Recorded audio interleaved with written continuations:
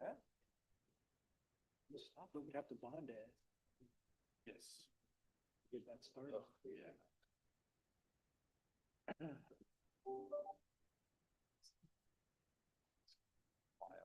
But I thought was the last question is how you gonna pay for it.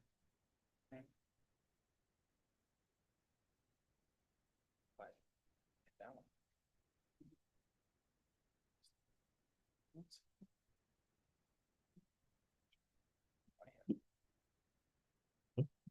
Like advisory board.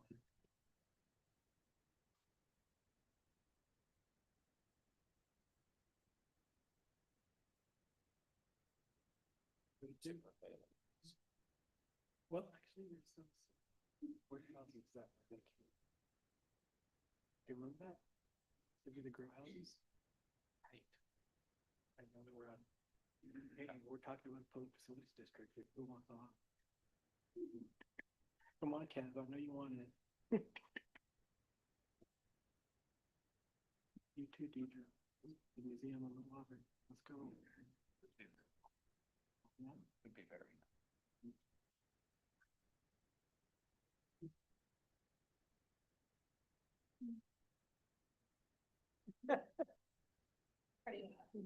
Thought you had a spare set. The rose colored glasses must be, right? Yeah.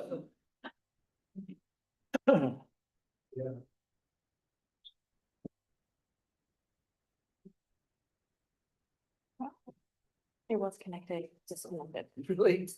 Okay, we're throwing things now. Cool.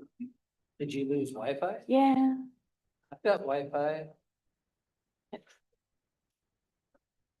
took me. Special. You got the gremlin, she's there.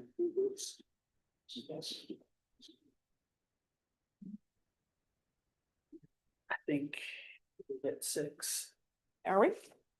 All right. The study session of February 10th, 2026 is called to order. Mary, can you please do roll call? I will. Councilmember Bush, Here. Councilmember Stearns is absent this evening. Councilmember Anisco, Here. Mayor Sherman, Here. Deputy Mayor Sapp is on Zoom. Yep, I'm here. Member Gilmore, Here. Councilmember Gutierrez. Here. Right.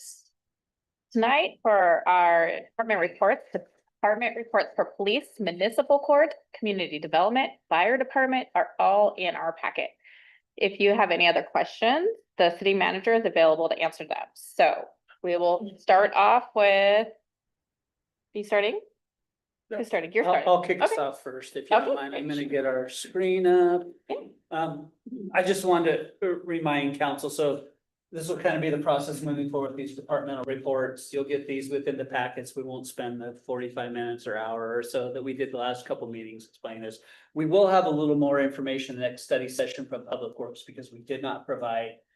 We provided more of a project update rather than operations update. So in the next study session, we'll spend a little time so you understand the data sets that are going to be coming to you on a regular basis there. But again, please at any time, feel free to forward any questions you may have regarding these updates.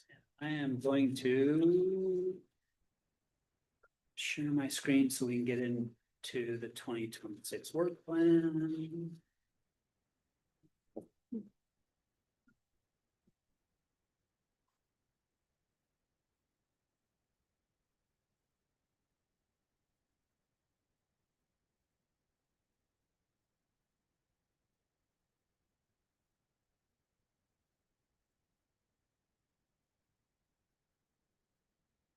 Screen. Okay.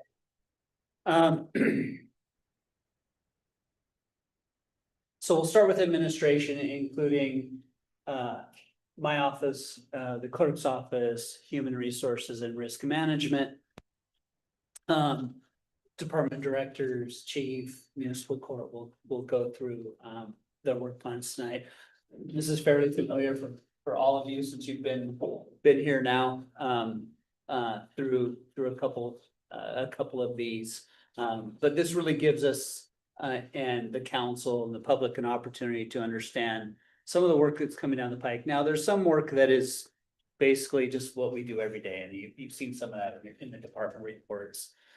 There's others that are more specific, again, goal oriented work and project oriented as well. So first and foremost, at the top of the list, the council's strategic planning effort.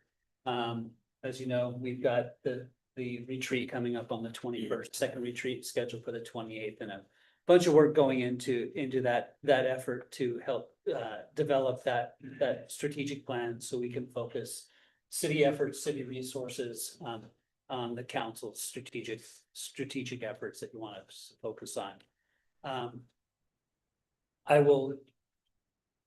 What page? Employee engagement, employee recruitment and retention are something that we've really tried to focus on the last couple of years. Leandra can speak to those a little bit, some of the efforts that we've taken on and what we're going to expand upon. And so in 2025, we're looking to deploy our SharePoint Dashpoint, which is just a web-based collaboration platform. Departments can share any project updates. As the city manager listed, we have benefits and payroll that we can share on that platform, and employees can easily access that information. We'll training announcements, events that's going on internally and externally. So it's just a place where information is stored, it's shared, and everyone receives the same message. So I'm really excited about starting to work on that. And also we can measure some of our internal initiative. Like if we have an employee survey, if we have an engagement survey, we can track over time to gauge if we're improving. You know, are we communicating better with staff?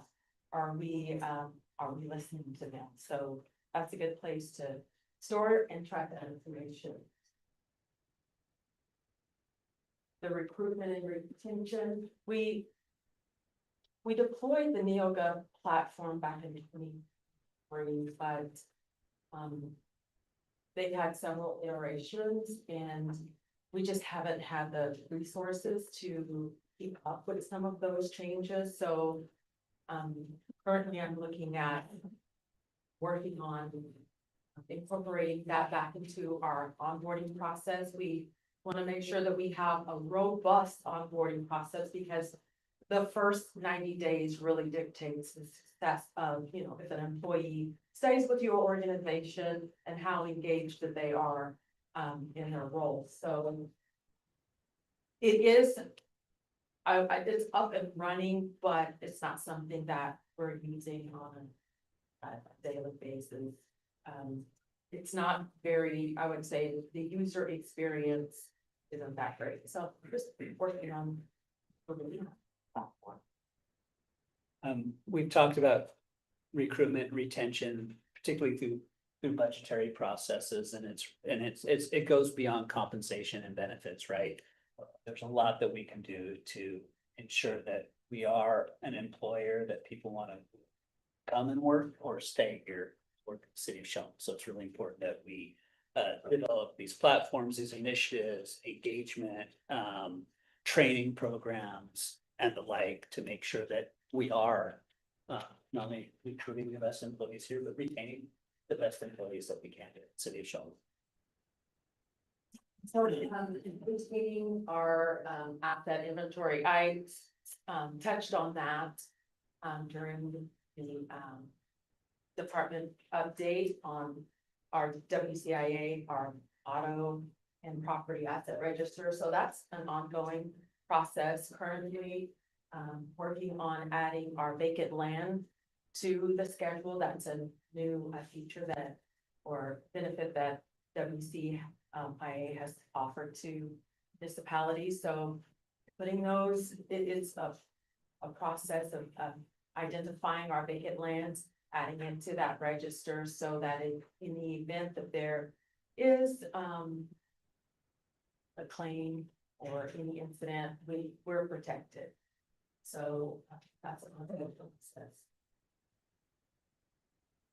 Provide a safe work environment for all staff, and that is as the safety committee chair, I work with the safety committee on ongoing, safety concerns in the city, identifying the hazards.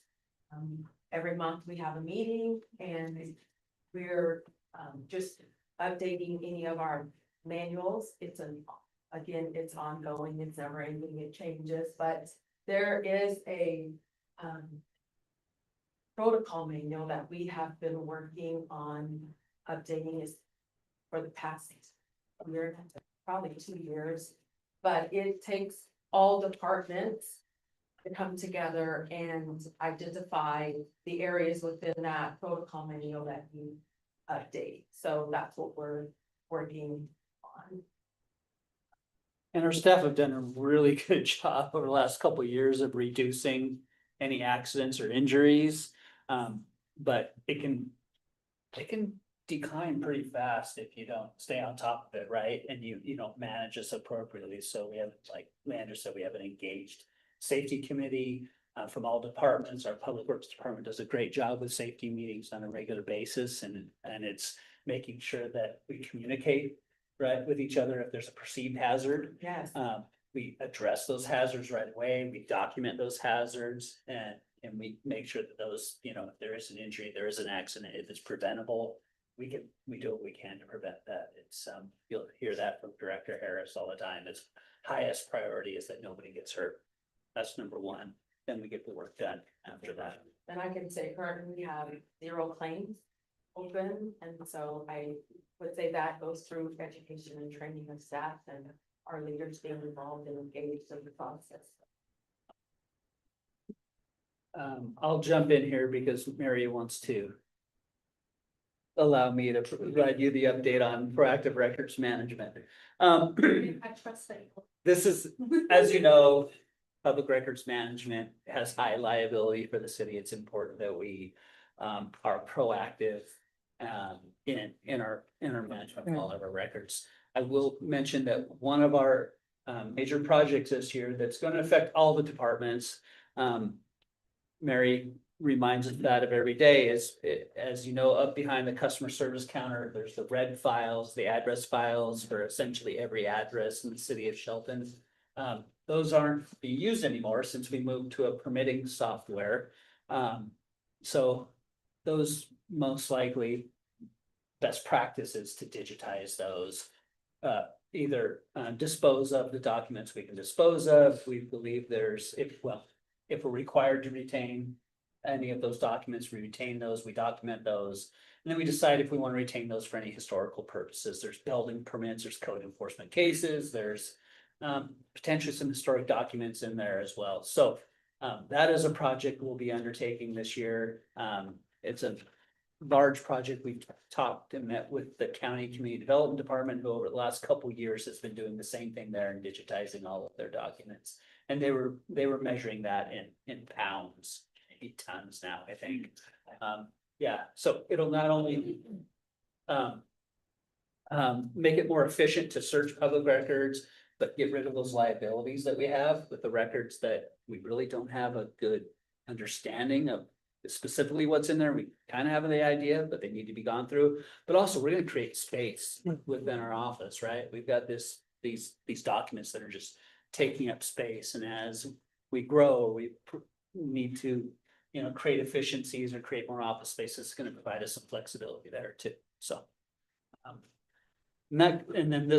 that's just in tandem with all of the public records requests we get on a daily basis and managing those. And like I said, within those address files, there are building permits, code enforcement cases, there's utility applications, there's land use applications. It's the gamut of informational leaders. It used to be just be the catch-all, that would go in that address file so we can manage it, as well as duplicates of many documents. So are all these files going to be digitized or? Correct. Yeah, we'll weed out what we don't need or what we can weed out, potentially what we don't need. We'll record those appropriately. You have to manage that record too, right? So if you dispose of a document, you have to record that and keep that disposal record and then digitize the rest. So they'll be searchable. If somebody does a public records request, I'll give you an example. Usually like larger, structures like Fred Meyer or even Alpine Way or some of those, we get regular requests, from those about building permits, outstanding permits, code enforcement cases, any land use decisions, things like that. Usually, I think they're either selling or refinancing, or there's something going on in the corporate world, and we'll get these requests on a regular basis, and that just triggers us to go look through the file and search through the documents and provide copies of those. And those files, especially for like Fred Meyer, there are multiple, and there's large maps, there's. One I was looking at today had photos that were printed, so it really runs with what is in those addresses. Yeah. And working on managing them appropriately with the state archives, land use and permitting records schedule with how they need to be managed and this sort of stuff, yeah. Big project. We applied for a grant last year through Archives, to actually take all these documents to a company that would scan them all for you. We weren't successful in that grant application. We can certainly look at that again this year, but I frankly don't want to wait on that. We need, The next grant cycle is. there you go. So there you go. So, this is a process we just need to go So through. that kind of database program, so you have, say, a house next door, and you've got plans in there and permits and stuff, and then you digitize those, and then another permit's applied for, does it automatically go into that file, or you gotta punch it in there, or? Not necessarily. At this point, it would be digitized, held in a folder, electronic folder. Our permitting software will hold that for new permits as of the effective date. So you might have to do some reconciliation, or if somebody does a public records request for any and all for that address, we'd have to go in kind of two places. But it's much easier than going through the physical files and digging that information out. We don't do microfilm anymore, right? That's the, Actually, Microfiche is a program for document retention. Laserfish, sorry. Laserfish. Laserfish, yeah, it's expensive, right? Yeah. But for historical records, and you see the different types of paper they used and the logos and things, like historically, when you digitize something, you lose the historic value of it, but when you have it on microfilm or Yeah. maybe I'm old fashioned, but And if some of those documents can be held, they certainly can be, or they can be transferred to state archives. And they're held there, which is great too, because we don't have to physically hold them. Yeah.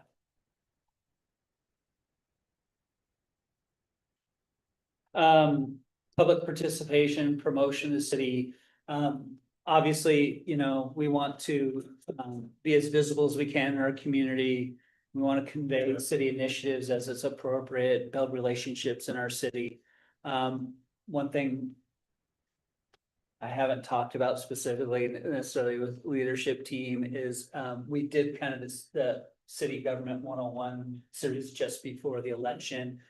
Continuing something like that, maybe in more of a Citizens Academy format that I've seen examples of in other communities. I think would be very beneficial to inform people of the work that's going on here. Our police department's done it now a couple times. It's been quite successful in building those relationships, and we can expand upon that with other departments. We certainly want to participate in, the Chamber Expo downtown, any career fairs. The National Night Out was kind of our first foray in 2025, a little more robustly, I guess, than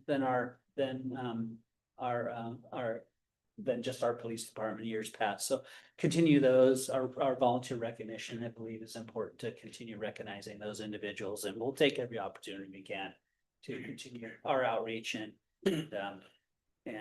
community involvement as well. So, and this isn't obviously, the end all be all. We can certainly add those opportunities as they present themselves for us. That is the end for admin. Any questions? I asked Leandra, are we committed to NeoGov and is there a more user-friendly platform? We are committed to NeoGov, that's, we start. We use that platform for our recruiting purposes, so when I'm posting for positions, it's through NeoGov, it's the insight, they have like 6 different modules within the suite. And so, insight leads into the onboarding platform. I mean, and then it connects to, if we choose to go to purchase more modules, there's the perform module that would help with performance evaluation, so I would say it's an investment, but I think that with putting more work into it, we can realize it, it will save us time, it will save time in the onboarding process. Currently, it takes a little over a day just to go through the onboarding process. So that platform will allow the user or the new hire to complete their W-4. They can complete the direct deposit forms. All of that information can be provided to us prior to the start date, so that when they are here the first day, we can focus on, reviewing policies and procedures, doing more engagement activities instead of just filling out forms. And also, we have more time allotted to ask questions when they start their first day. They can review documents ahead of time, so. It's, I think, I don't know how much of an industry standard, but it's Yes. a commonly used platform amongst municipalities. Okay. Yeah. And then a question for Mary, have we had any First Amendment audits from independent media? Because they usually attack the city clerk's office with, and hang out. And is our police chief ready, and what's our policy if someone does that? I wish there was one that I could hop on. Thankfully, the clerk's office, we have not had any First Amendment auditors or anyone kind of adjacent to that type of person. That doesn't mean that it couldn't happen tomorrow. So it's one of those things that the training for that is kind of ongoing for us. In December, the clerk's office and then a bunch of city staff, we attended a virtual training with MRSC about First Amendment auditors and got some advice from lawyers about how to, especially for like customer service people who maybe will be prone, by this. And then on our side, for public records and, so I think we're as ready as we theoretically could be. Of course, if it actually happens, oh, we didn't think of that, or oh, we need to go over that more. But, Yeah. I think we're prepared. We welcome that opportunity to answer the questions of our public. You'll see that the authorized signage, authorized personnel only, that secures areas from individuals and the general public, not just, what people intend to be First Amendment auditors, but secures those areas so we can continue doing our work. It doesn't surprise staff necessarily. We're handling those in customer service areas. Even at our water facilities and our wastewater facilities and our shops, we have that signage too. We don't want anybody to walk into those areas to get hurt or enter any facilities that might be inappropriate. We're open and transparent, we want to provide the information we can. So if somebody asks, and they come here and they ask for the information that's available, we will provide it at that time or make arrangements to provide that to them, much like a public records request. So yeah, we're looking forward to that if the opportunity presents itself. Thanks, Mark. Yeah. it's something that I will keep about like every day. So it's kind of always on my mind. And we've had, we've had that happen in the past, and frankly, it's turned out very well. When you provide the information that you're legally mandated to provide and serve the public as you would anybody else, then those individuals are happy and they move along to the next jurisdiction or the next stop, and we're transparent. go about our day. Right, good to hear. Okay. Harry, you ready?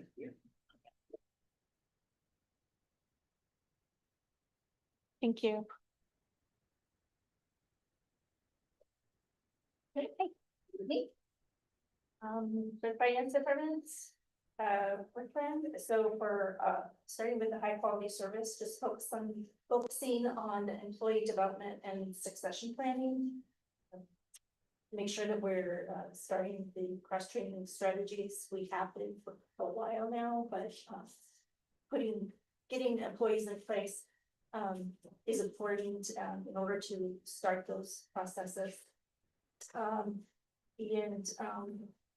at that time, what does the department look like? Do we need to make changes, to where staff are focusing the areas to change them? For the budget and reporting transparency, transparent long range financial plan across funds.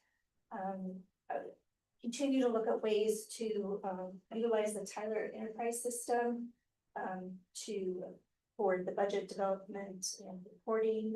We're in the process of implementing the position budgeting module, probably starting in April. We purchased some pace hours through Tyler to help us with that project. This will help with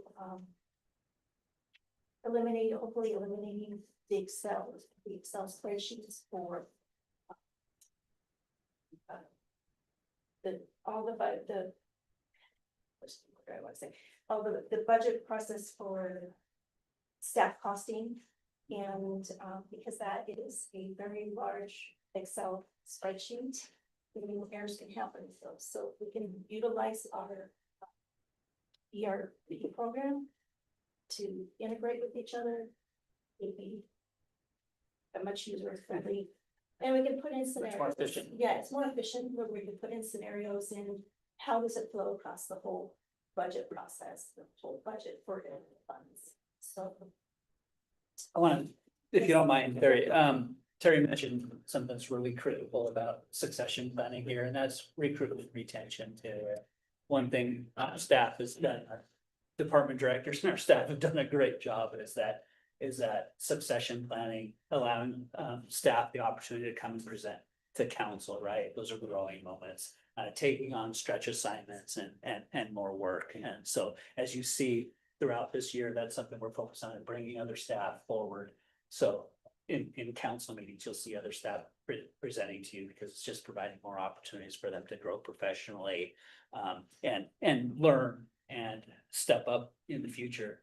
We're not going to be here forever.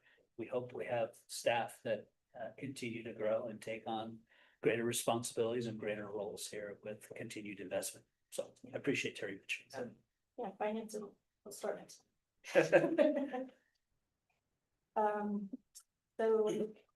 Planning strategically,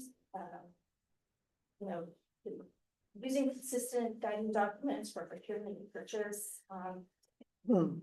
Purchase order module, we want to get in place also. This is another module that has not been used. We've had it for quite some time, but we want to begin using this. And again, this is probably in spring that we'll be to be able to use these case hours then. And so then in the financial management, just through the budget development, considering fund balance, planning for the future, sustainability of city finance, open capital replacement, city infrastructure across all funds. Just, what does that look like? Do we need to explore new revenue options? Is it continuing the discussion on rate increases for sales tax, TBT, general funds? associated with service level discussions, right? But we have been talking about for almost a year now as we move forward through these budgeting processes, particularly when we are talking about using fund balance to balance the general fund. Those are continuing discussions. Well, for as long as we want to consider it, right? And be doing that. Continue financial management, enhance some investments, operation communications for long-term investment strategies. I know I've been updating you a little bit, just before presenting the monthly financial reports on our long-term investments. But maybe, dive a little deeper in study session, we're going to give you a clearer idea of what we actually hold for investments. But also there's, before the previous, finance director left, we were exploring, a partnership with the Washington State Treasurer's Office. They have a program called, Separately Managed Accounts Program for local governments. This is to where it's kind of almost like piggybacking on, investments that the state uses. So it might be worth exploring that instead of just individually, investing 1 million here, 2 million here. It's just an investment program that they manage and that they continue to reinvest when an investment matures. So it takes a little bit off our plate, a little bit, and streamlines it where it's a steady stream. Okay.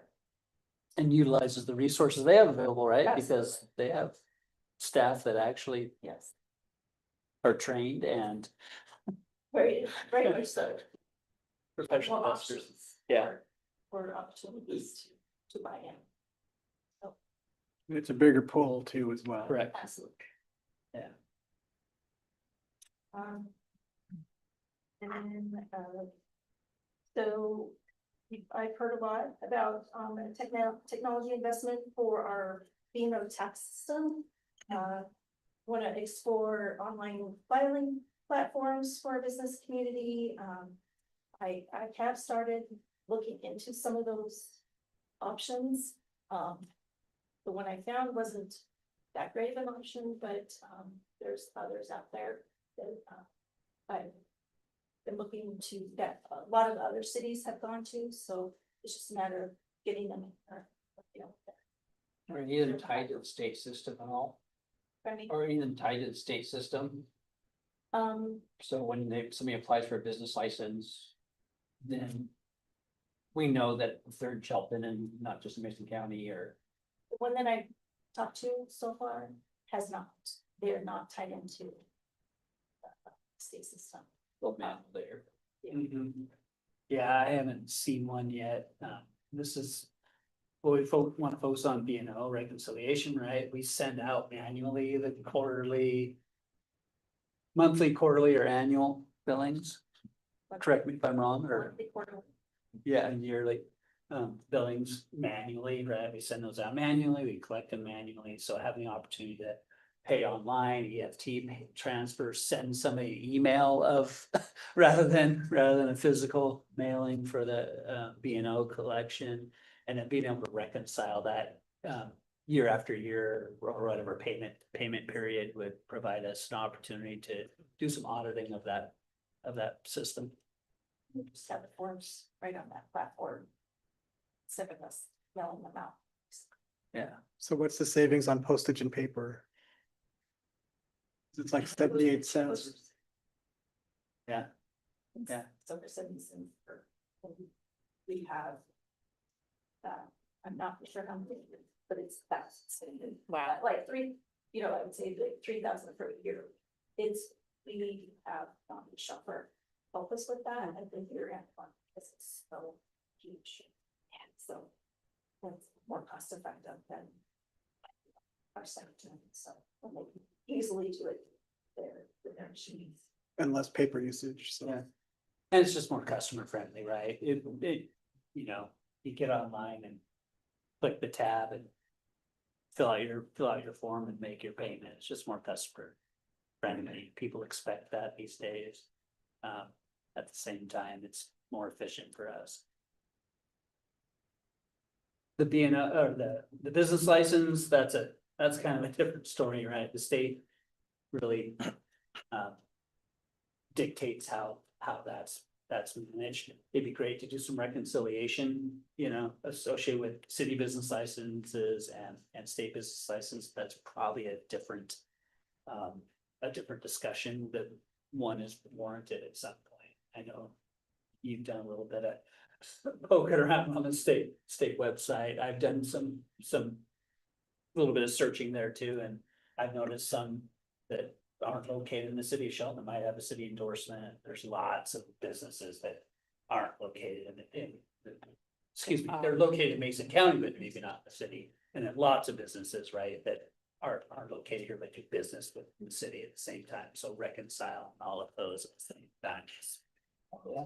Have we asked the state if they have any intentions on collecting B&O for cities in the future? Because all, when you do your monthly reports for the state, you do all that work, so I don't know why they just couldn't piggyback off that and like they do everything else, like the sales tax, they take our sales tax that way, and so it'd be nice if they could piggyback off of that, but I know they charge us a little fee. I have not talked to them personally about it, but yes, that sounds like a great idea. If we do the work, why do it twice? Yeah. And allow the business to do it once at the same time, Yeah. right? That's what I meant. Right. Exactly, yeah. And I would used to be a business, but yeah, you go online, you do your state stuff and automatically your city stuff's done all the same day. Only governments work that way. Well, they already do half the work, so it's just up to the rest. The last one I have is for information technology, just to continue our investment for high quality services for internal staff. Just keep, identifying major equipment needs and plans for replacement. Just invest in hardware, software that assists staff being more efficient jobs. Oh, I have the question. How are our investments doing? About 3% now? It's three, I just checked this morning, it was 3.73. Oh, that's a good one. Yeah, so it's not going down as quickly as I thought it would be, but, so that's good. We currently have about, it's 101. Better than the 0.1 we got for what, 15 years? Yeah, when you looked at the bonds, some of the bonds we had, and it's one thing Terry's been really tracking is when these bonds mature, is taking those into LGIP, whole government investment pool. Because that's a much better return. That for us. 3.7 is pretty good. I was looking the other day, I've seen 3.3 below. LGIP, another acronym. Sorry, Local government investment. Got us. yeah. One thing about IT, it touches everything, right? Everything we do requires some form of IT services. Our managed provider right systems provides us the service that we can't provide in-house because they've got such a breadth of experience there.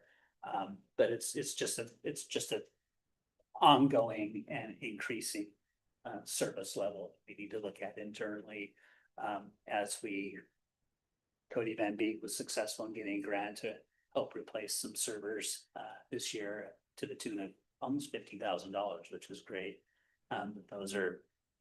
Those seem like those are on an annual basis. Were those investments that are needed in switches or servers or any of our hardware at the same time, so. Cost of doing business, essentially. Yeah. Thank you. Thank you.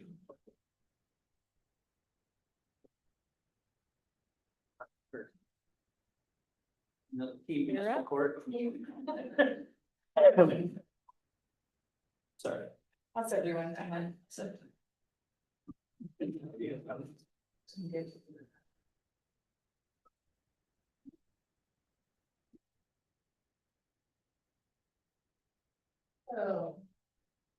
Yeah, the first thing we have is securing ongoing funding for the individualized therapeutic court IT support.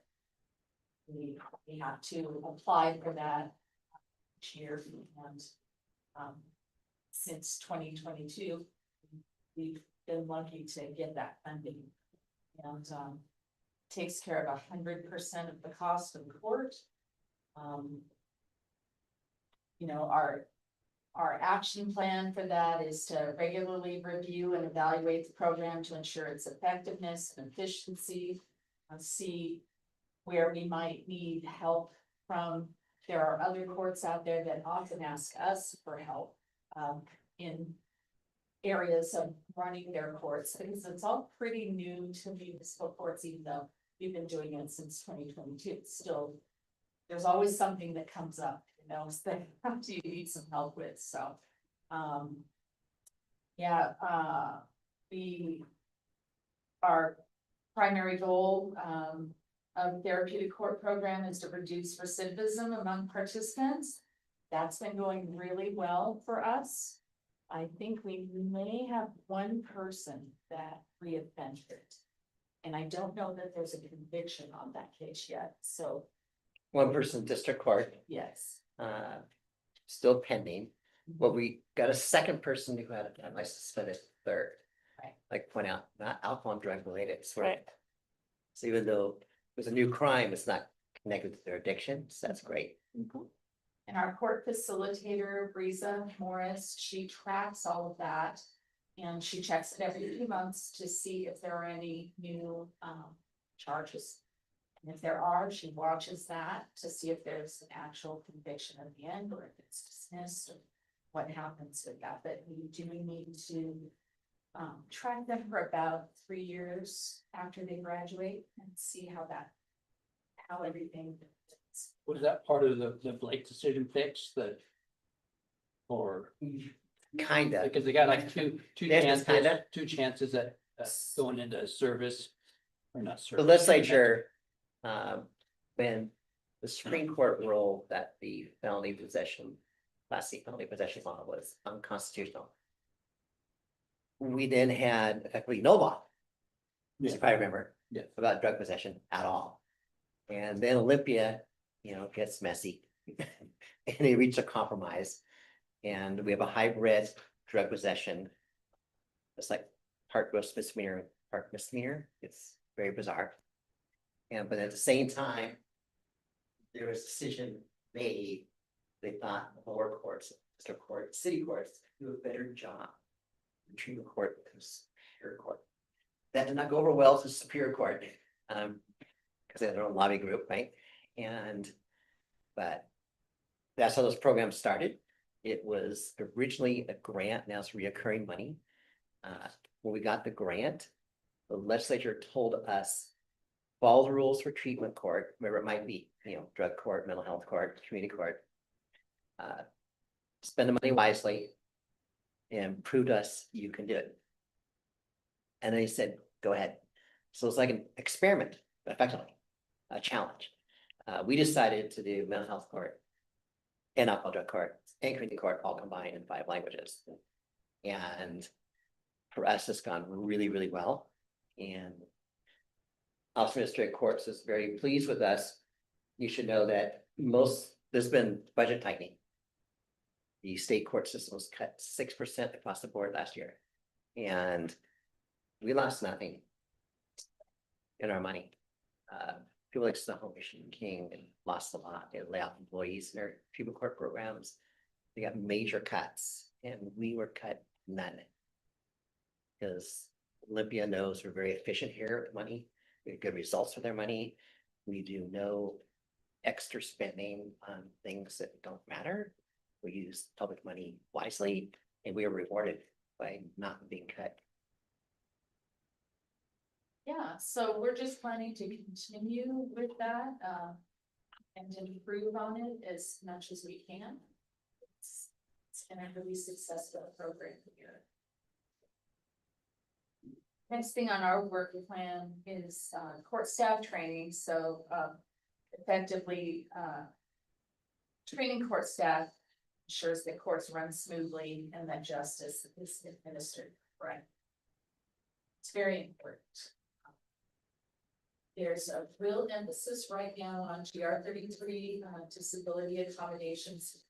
So we're doing a lot of training, a lot of webinars and and learning about that and how we can better help people with accommodations in the court system. So we've been working on that,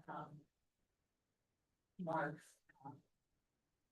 was able to get our doors out here done and at the police department, and that's been great. So, you know, people can just wave their hand in front of it now and the door opens. So that's a big part of a problem that we had for access that's now fixed. So that's challenge well. Always improving on customer service skills. Technology efficiency with the new CLJ CMS. That is the new system that we go live with on June 1st. And We're all really excited. I heard a It's a hiccup lot. there. it is a lot. I mean, it is adding a lot of work every week to all of us. We're hanging in there and getting everything in on time, so they can get it loaded up into the system for us, so when we do the conversion. Hopefully, everything will convert over to the new system and not have any issues. And then, of course, ethics and confidentiality training. We go through as court staff. Very important. Court management monitors performance measures for the effectiveness of court training programs, helping to identify areas for improvement and ensure that the clerks are well prepared for their roles. The court is sufficiently funded for court staff training in 26. We're still in the process of going mostly paperless in municipal courts. The same thing like was discussed earlier. Trying to take files, scan them in. We're getting ready for our new e-files system, which comes along with the new court system.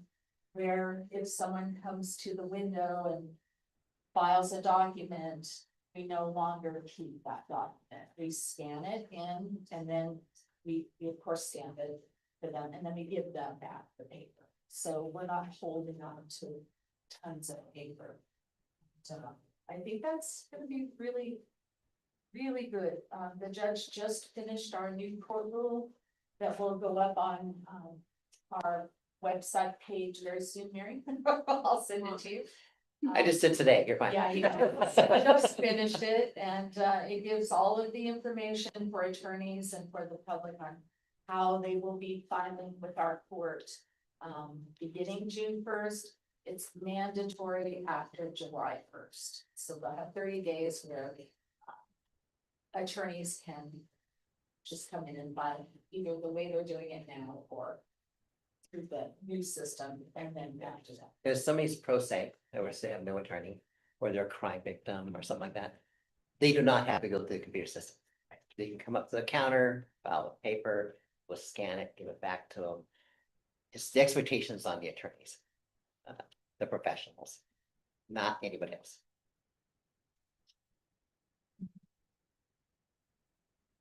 Yeah, so we'll be tracking the number of users that are utilizing the new e-filing system over time and compare it with the numbers before the implementation.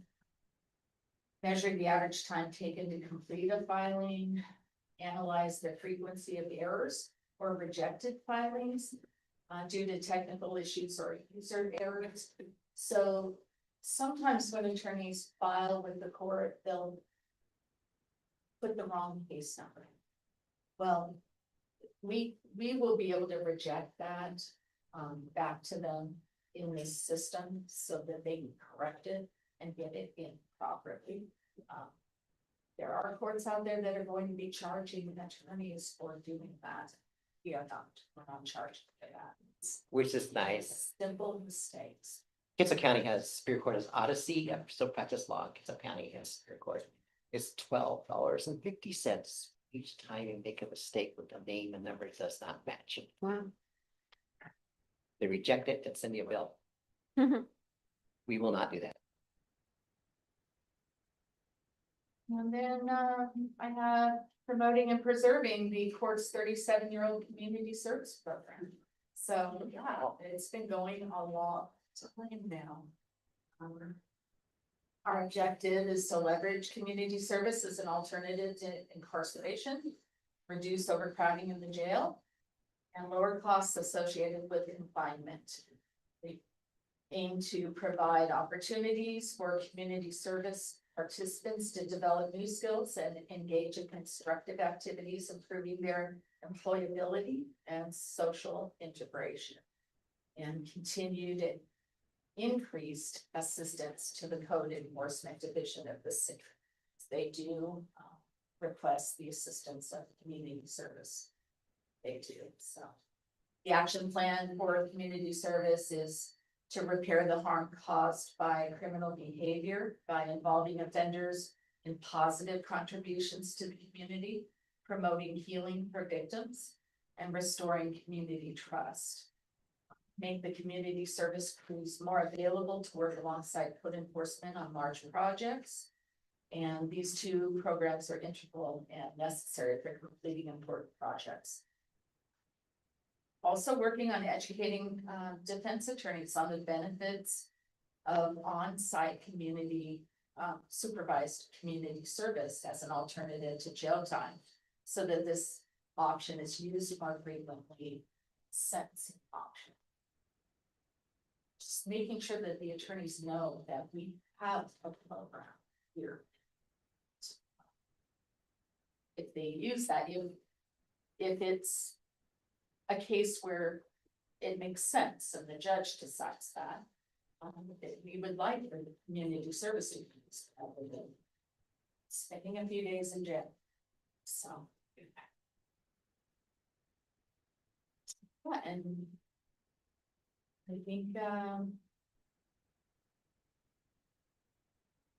it does reduce incarceration rates. Results in significant savings by lowering the cost of housing, feeding, and managing inmates. While people are incarcerated in jail, if they have any medical issues, the city pays those. Pay the medical bills, they pay the medications, all of that. It's quite expensive sometimes, especially if someone has some emergency and they have to go to the hospital. So. And I'll throw in it. As you know, Jerry does police service. Yeah. And our local corporals give her some leeway. She's very smart and if I order community service, she'll talk about a lobby. And give it disability sometime, then we'll set them up. The real local nonprofit, right? Begin up better. But lacking that, it is physical labor. Clean up the streets, I know with them, they do. homeless camps and things like that, right? Jerry's pretty good at Yes, so, finding the tough spots. right, so there are, you know, we're not naive. I mean, there are some people that have been in jail a lot. And they would go to jail for 10 days instead of doing community service and picking up litter, right? Because they can do it staying on their head, meet all their buddies. Who aren't in the street right now, because they're in jail with them. I mean, that's a reality, right? And for some of them.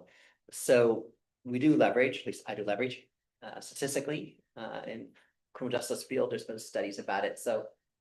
Mainly out of England, I don't know why they do in America, but. So if you're a career criminal, it might be at 3 days in jail, but you can do. Like 5 days community service in lieu of the 3 days, so if you're a career criminal, you weigh that, right? 5 days of picking up litter with Jerry versus a month in jail. Now, if you're a first time offender and you've never been in jail in your life, and you're terrified of the idea of jail. You could say, well, instead of 1 day of jail, you can do 1 day community service, and they'll have the community service done in no time. Because it's a scary place.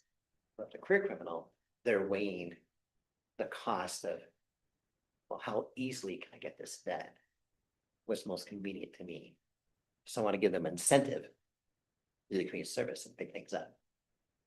Instead of jail. It works most of the time. Not all the time.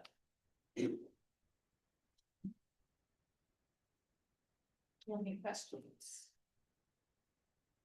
I just want to heap praise on the individual therapeutic court and the success we've had with it. And Councilmember former council member Catherine McDowell and I were witness to some of those graduations, and we really loved the way everyone got their due process and was being heard and fulfilling their commitments. So it was just something great to see. Next, Mr. Grant. And a question about, about the translators that we use. Yes. Sometimes we have 2 or 3 up there on the screen. Is there any AI options, you know, of coming our way that's, Not legally allowed. no. How's that? I remember sitting in here for one of your graduation. Who knows the future? 3 separate translators, one after another, and so it was. They're very good. And you know who the best one is by the one who chooses to go last. Which is usually the carnival interpreter That's out of right. California. All right. But AI probably will be stepping in, but right now it is not legal for us to do that. Well, We thanks. still have our little robot over there in the corner, from COVID, from when the interpreters weren't coming into court, because it wasn't going to work out with them being on the phone or on Zoom or anything like that, because they need to go with the attorneys in a private area to discuss the case, Hmm. right? Outside of court. So Quinn would, I would hand over the information to the attorneys on how to operate it. He would come over here, we named him, and sit here throughout the hearing and then roll over into the public defender's office, and it's just like a little iPad with the interpreter is on there. And they would have all their discussions and then come back in and it worked out great, but. we Yeah, have- law enforcement wants to update the software, they can use it. So, It goes around doors and windows, everything by itself. pretty great. I think that's it. We're gonna Mention do, the feedback letters we got. oh, yeah, so we had some feedback letters that's in our department report. Did you want? Please, feel free. So the judge had an idea to put out in our lobby, some pamphlets that if people wanted to, they could give us feedback on their experience here in court and or experience at a senior service window. I thought it'd be negative, because usually Yeah. people only comment when they're mad about something. But that's not what happened. Been surprised so far. We've only gotten 2 so far, but one from an observer that was in court. And that person said the quality of service was excellent. The staff was extremely fast and helpful. Just continue to smile and be just as helpful. Thank you for everything that you do for Shelton, Washington, and all of its citizens. And they were referring to Corey, in case you wanted. That was their experience with her. And then another one was from a defendant that was in court one day. And she was here alone and had a small child with her, and everyone was trying to really help her out with the child, and she kept going out into the civic center to let the child run around and, you know, get the Zoomies out there, so. And, you know, everyone was just being really helpful with her. Our door opened at one point and the child ran in and ran down the hall into my office, hopped up in the chair. And I said, hey, you want a toy? I got a box of toys over here. So gave him a new toy and she was just thrilled. And, That officer played a lot about a court breach right. during security, so. So. Of a toddler. She left a comment. She said, quality of service was excellent. Everything from the moment I arrived went well. I felt safe, welcomed, and seen. The court staff provided radiant warmth and professionalism, and the space was thoughtfully designed with care and dignity in mind. Honestly, nothing stood out as needing an improvement. You've created something truly special here, you guys. Awesome. That's very. And I was gonna say something extra, so I wanna point out that I go around to a lot of courts, okay? You know, a lot of courts have a sign outside their doors, that says no children. Okay. Well, reality is, a lot of people have kids. And they can't afford a babysitter, they already got a public defender, which means they already have basically nothing. They may not have the grandma or grandpa or sister to watch their kid. So for this person to come to court with their kid is fine with me, because we want them to come to court voluntarily, right? She allegedly did something wrong, She wants to take care of it. She wants to be responsible, come to court. If we put a sign out front that says, don't come in with your kid, then she's just gonna turn around, go away, get a warrant. And it's just a disaster, right?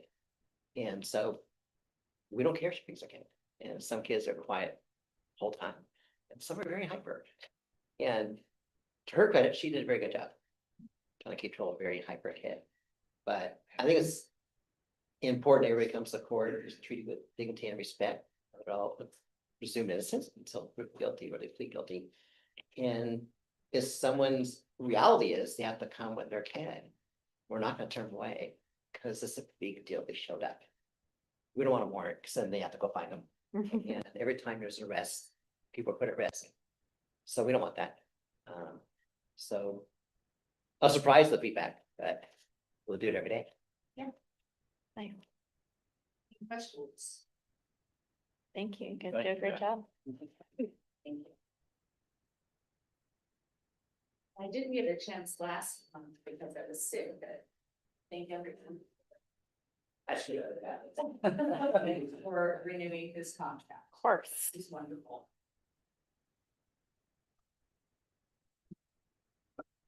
Work off of this, so you got it, yeah. I'll try to keep up with you. I mean, papers. Yeah, exactly.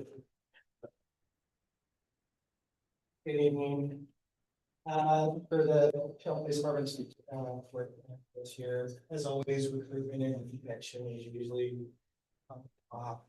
It always seems to be something that's ongoing, as it says, timeline for completion. Just when we think we're there, we get knocked down a little bit. Currently, we have 2 positions opening. I'm anticipating at least 1 more this year, not more. So I don't anticipate us being fully staffed by the end of the year. It's not that we have a shortage of applicants, but we have a shortage of lateral applicants, which really increases our timeline for getting these people onboarded in the academy.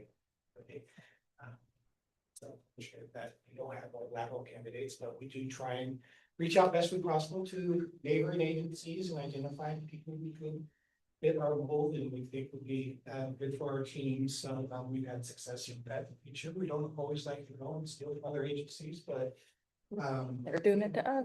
yes, they do. So announcement. So, Right. Next, our officer wellness program, this is still in its infancy. We started this last year. We did make some good couple accomplishments last year with our ongoing transformation of our PT/workout room. That's new equipment in there. This year, we appointed already a new program coordinator who's going to be heading up that and getting more people involved with that.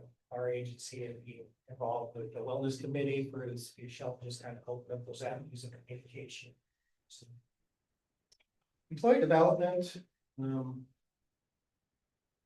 I think we're actually really good at this. I mean, it's and the succession planning is basically built in the hierarchy of the way our department works. If I'm not in tomorrow, there's no question on who's next in line and what's going to happen, and so that makes it nice. I think we do a very good job on preparing people for these future advancements in their career. But this is also guided to us by CJTC and their training programs for our supervisors. We have jumped through certain games and get through certain training or a certain amount of time so they can fill that position, they can be certified. So it actually makes it easy on us a lot of times because we have to adhere to CJTC standards when we're putting people in positions. So, but we will continue to do that. We always identify, our newer officers in the department who, want to do more, and we appreciate that because we're a small department and none of us do one job. I just don't have a patrol officer out there doing patrol. Doesn't exist. Don't have that position. If they want that position, maybe they'll work somewhere else. I need somebody to do multiple things. We just don't have the capability. Or you have that luxury, you just want to work patrol, it just does not exist. This year again, community relations, always big with us, all our separate events that we go to.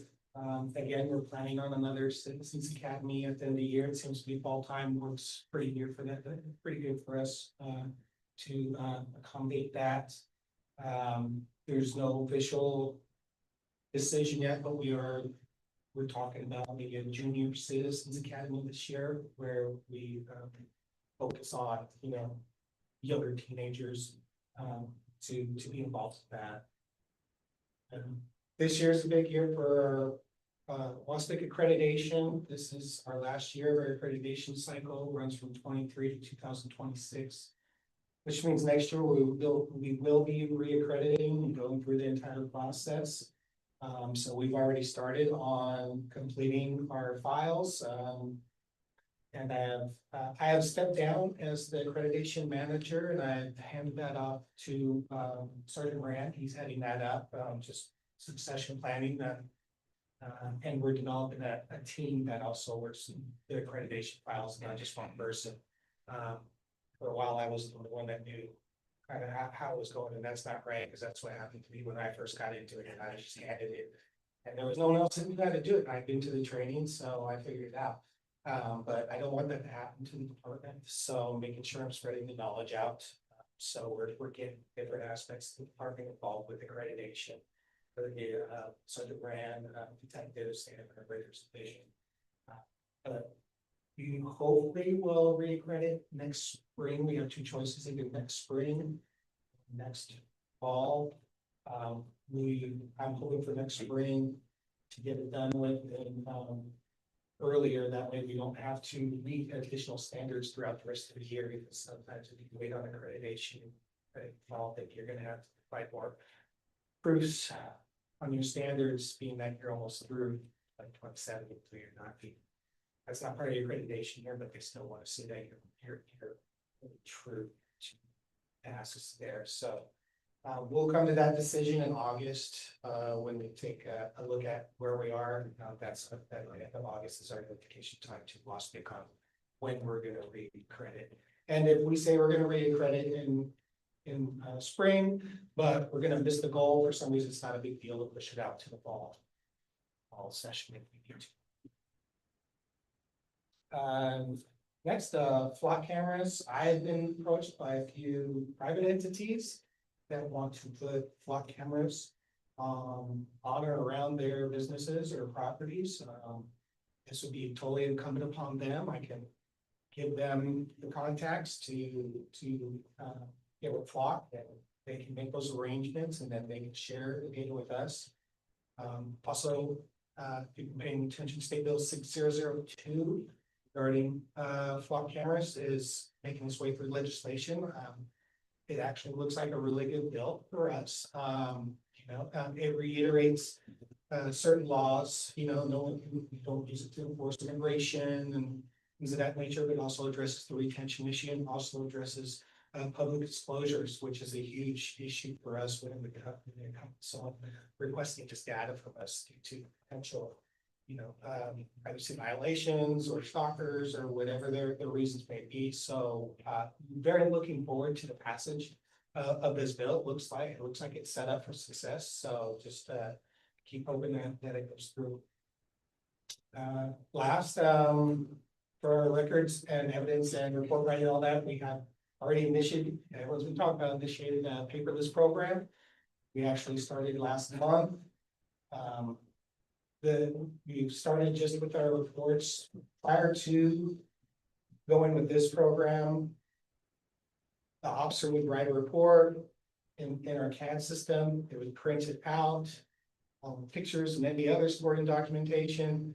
We turn that into the sergeant's box, which needed to be approved. The sergeants would either approve it or deny it. If they denied it, it would go back, then they'd have to fix it, reprint it, and then send it back. It was approved, it would go to records, and they would go through it, and then they judge it on a different level when it pertains to NIBR reporting and all sorts of other aspects of records. And they could deny it, they could send it back to the sergeant, then they could send it back to the officer, and then the officer would have to fix that, and then, so you see how it could be a real issue with tracking a report even, just because it's a paper copy. Where is it? I don't know. That's happened, and all the reprints and corrections and all that stuff. So now the new process is that they can write the report into the CAD system and then they put it into a workflow, and then they automatically gets kind of just dropped into a box in the system for the sergeant to correct or to go through. They give the approval or whatever, and then it bounces over to records, and then records will put it out to whether it goes detectives or the prosecutor or whatever. So it's now that's the first phase of this, and we're not trying to put too much at one time. We have lots of other types of files in the department, and that's a monster in itself, and we're trying not to look at the big mountain yet. We're just trying to get this going right now, but it's going good, and very positive feelings about it. Questions? Yeah, is it called the Blue Stripe program that you guys? Blue Bridge? Blue Bridge. Yes. Got it. So I have seen it. You're a little, like, it's a little stand-up thing and a piece of paper. I saw it at Urako Coffee, Mhm. but I'd love to see it other places. How do we get them to other? That's it, places? and actually Captain Patton was talking about, he has to get more of those Okay. thingies up and everything like that, but he was talking about starting to talk to other business. Yeah. Members, within the show. Yeah. Try and get that. Yeah, because I love telling people about the program and Yeah, everybody absolutely. seems really positive about it, but Mhm. having it more places availability Yep. for people to access that would be fantastic. Yeah, we've done really well on donations. I think Oh, good. we're sitting right here. $1,000. I'm so glad to hear that. We utilized it, over this past Christmas season. We had a individual that was there for Shop at the Cop. And, officers noticed that they were buying staples, they're buying food, milk, and that's unfortunate when we see that type of event. So we used the Blue Bridge account and help that person out with some groceries. And backstory was that, her husband had recently, been deported. Hmm. So she was really upset that it was going to come off hard times for her and the children, so they were able to do that. Thank you for that. It's a great program. Chief, I just wanted to congratulate you for all your hard work on the WASP accreditation. And that's really important that we have the really high standard that we maintain that. Absolutely. And it's just not me, that's from our whole team, we gotta live that, we need everything. And that builds trust in the community. Everyone's doing their part. Yep. Making sure they do. It's great. And that's why we get a good cooperation rate with everybody. So thanks so much. And I've heard a lot of good things about the officers on how they go out of their way to treat people with dignity and respect all along, all in this. So when people report back to me and I hear that, I go, well, I'll make sure to tell the chief that he's doing a good job. Great. All right, thank you. I'm still stuck on the agenda, saying we're. These as assigned. Right, well, thank you. And I caveat what's in this document with the fact that we're currently recruiting for a community development director, so. Depending on who we get, maybe some of these things will change, things will be added, but this was, after speaking with staff, kind of, what I thought was a good, doable, there's a lot in here, but a doable work plan for 2026. The first two items you see there relate, primarily to code enforcement in my view. One is kind of the ongoing fund that the council puts into the budget for $80,000 for structure abatement. We've used it in the past for things like that Railroad Avenue structure where we had an incident. It's effectively opened up by the SWAT team, and we ended up using those funds to demolish that structure. We used it more recently for the fire burn structures at Park and 7th. A third structure, we're working with a new property owner to actually knock down rather than use the funds, but we were able to use the funds to go through the abatement process, get an order, a standing order to demolish the structure, so that helped us work with the property owners to actually get these to come down. And it's, we don't use these processes lightly. They're used when we either have an absentee landowner who we can't contact, or they're refusing to rectify the situations. I mean, that's the process and typically do the work with city staff. Similarly, the council has put $20,000 a year in for a community cleanup event that our code enforcement office uses as a carrot, sort of, you know, so they'll have some code enforcement sites. They'll make these property owners and the general public aware that we're gonna do this cleanup event where you can bring your refuse, whatever, as long as you're a city resident, and the city will then dispose of it for you. What we try to do is target, you know, maybe some habitual code enforcement sites or, you know, people that have been struggling to clean up their site. We'll let them know this is going on. Our code enforcement officer will, I believe, police might use some of these time to time as well. We try to get the word out, and if these properties don't clean up, then we follow up with code enforcement action. We try to make that known beforehand. If they take advantage, great. If they don't, you gotta clean it up anyway, you know, the code says. As council is aware, we're hopefully coming to the finish line of our comprehensive plan update saga. It's been going on for a little over 2 years now. I'm expecting to have it before you for hearing next month. That, you know, to get it over the finish line, that's gonna be kind of a major push between, you know, staff and our consultant. But following that, there's some kind of follow-on work that we're gonna have to do several updates to our development code. Zoning and possibly our critical areas ordinance that covers wetlands, streams, steep slopes, frequently flooded areas. Our consultant is currently doing a, you know, kind of a quick review of our code, see what needs to be updated following the comprehensive plan amendment. And that will relate not only to concepts and ideas in the plan itself, but also some state law that may have passed in the last few years. What comes to mind for me, most of it relates to accessory dwelling units. There's been a lot of legislation passed on those. And we need to update our code for that. The third item you see on there, affordable housing. I mean, as everybody knows, housing is at a premium, very expensive. What we want to do, not just through some of the ideas floated in the comprehensive plan, which are like the multifamily tax exemption, target areas for multifamily housing. We're also pitching in the plan to up the density allowances in a few of our zones.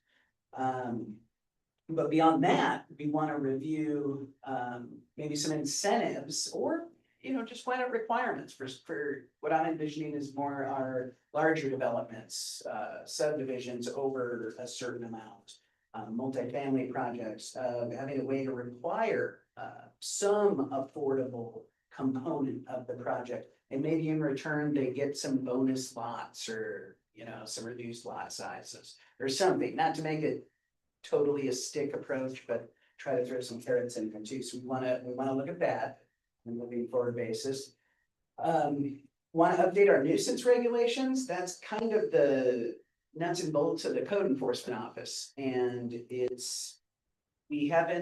been here 20 years. I don't believe we've updated those regulations in 20 years. So to say they're dated is putting it mildly. We wanna just basically look at them with new eyes, more contemporary eyes, have public works involved, have our building department involved. And really try to think through some things that our code enforcement office has a difficult time enforcing because of the way the code is written. If we can make it more clear, we can make, you know, the requirements more clear for code enforcement. That'll help everyone because it's a big job, as you know, and some of these code enforcement activities can take months, even years in some cases, depending on how it goes. So anything we can do to expedite compliance, I think will help everybody. As you're also aware, we're working with Mason County Humane Society to transition to Humane Society taking over shelter and animal control operations. Our city manager has, I would say, taken the front seat on that, but community development is of course involved pretty heavily because that function lies under the umbrella of community development. So we're hoping to have something before the council in the next few months. My hope is next month in March with Or next month. with the goal, with the goal of potentially a transition June 1. That's what our discussion with Humane Society has been. And for what I'm calling, internal efficiency, one that's been on here previously is, keep working with Internet. That's our permitting software. It's how we track inspections, building permits, code enforcement. And it's a daunting job, frankly. It's taken a lot of our staff time to work through some of the bugs. Every time we update something, it seems like another connection somewhere else will break. Our staff has been struggling to update the new fees, believe it or not. We still don't have all of the fees plugged in. And we are working with Tyler representatives to try to work through that. But that brings me to my second bullet point that I kind of put in there at the last minute, in a moment of frustration, I think, in dealing with the Tyler program. I won't bore you with the details on that, but what I'd like to do is work with Public Works and our staff and maybe just look at potential alternatives, within the existing amount we're paying for the Tyler software. If we can find something that is more user-friendly, more intuitive, not just for us, but for the public. I certainly want to pitch that to administration and then eventually the council. But the intent here isn't to, go off the rails, spend a lot of money on the permitting software. Our software works, and it works fine in the sense that it helps us track. It's just, we're spending a lot of time on the back end, trying to fix little misconnections and bugs that pop up. And we're, I'm hoping I can use leverage from looking at other potential systems to get Tyler to help us out a little, frankly. The last one is basically, and I realize looking at this now, I haven't had our new building official come in to introduce himself to you guys. I got asked him to do it at one of our future meetings.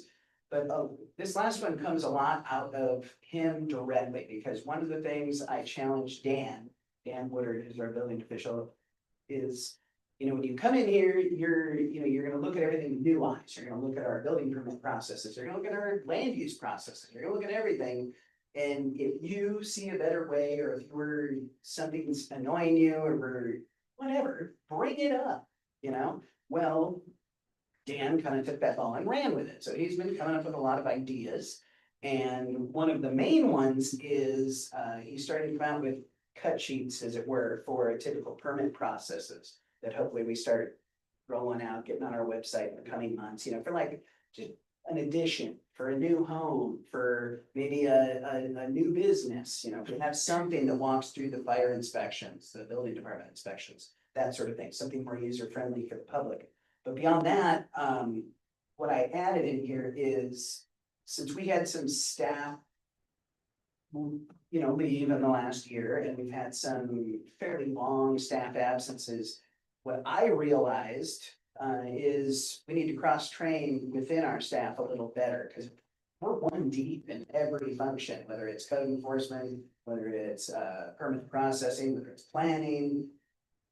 One deep, and that person leaves for any reason, if they're ill, if they have a family issue, it's really a problem, because simple processes that might take that person who knows 5 minutes to deal with, I myself have literally spent hours trying to track down, how do we do this, and we really need to do a better job of cross-training ourselves, essentially, and we're gonna hopefully focus on that a bit more this year, so that when people are gone, it's not such a disruption to service. Right. I think that's it. Dan, do you have any questions?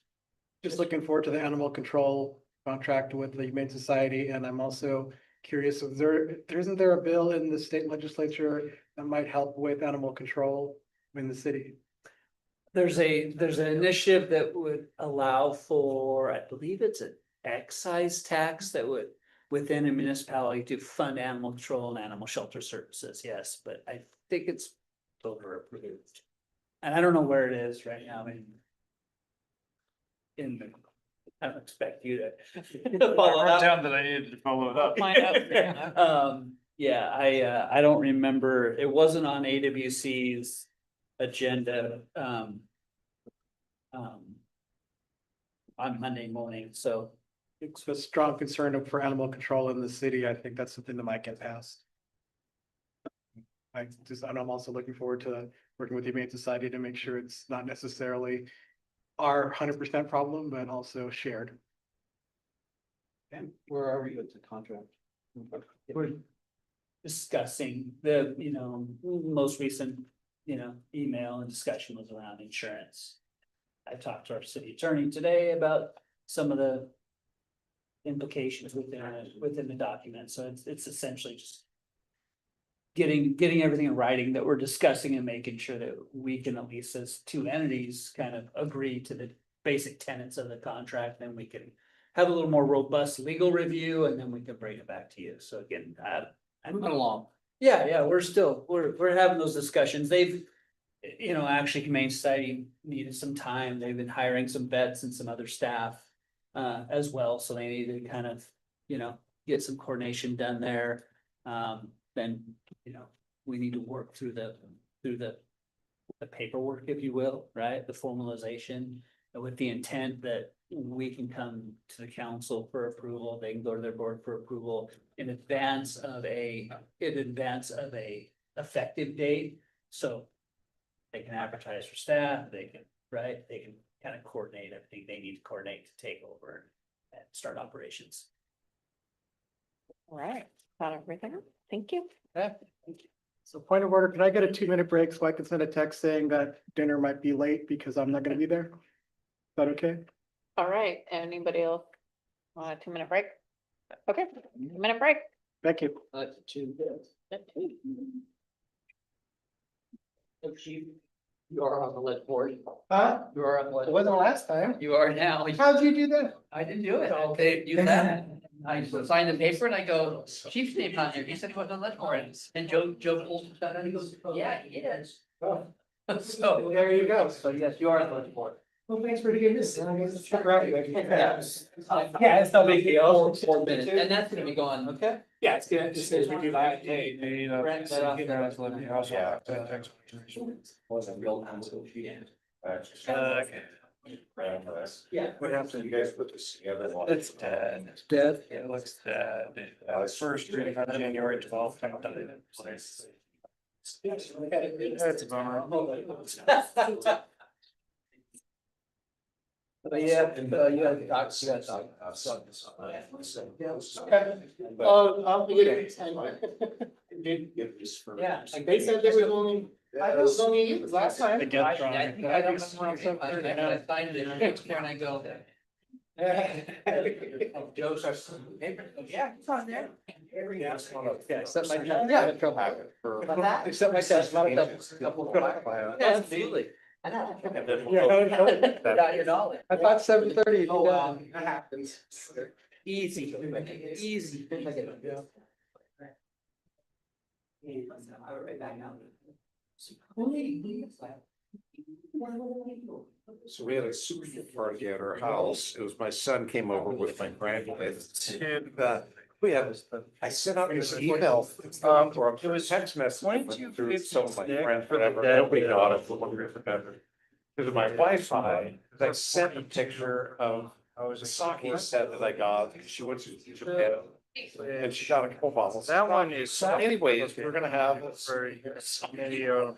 So stupid. Advice by authority, but no, there was nobody, nobody even got back to us. This guy's still. Whatever. 2489. They don't like me anymore. And, anyway, so it's just my son and I are sitting there and we open this bottle of sake. Case all made. This is why I can't get her with me. Like, I'm just saying, I'm gonna pull on my phone, look all these things up. No, I'm not gonna do that, but. I know. I shoot down for $40 regulating. Yeah, a couple of them. And that one's in rules as well. So it's still a lot. So about 8, 9 dots later. 2, didn't you? 2 minutes. All right. Yes, it's been 2 minutes. Well, I gotta wait for George to make it back. He must have got it. I just need to make a text so I can get in trouble.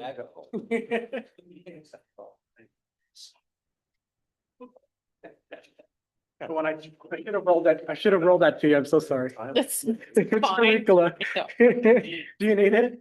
No, I'm good, but I brought mine. Right around, okay. I just wanted to reciprocate. That was super sweet. I'll listen to the back. I've kind of got a hodgepodge of them here, you know. Oh, so there's, Thank this you. is like, you're welcome, and I'm just having a little bit of a problem. Just what it is. Oh. Jeez.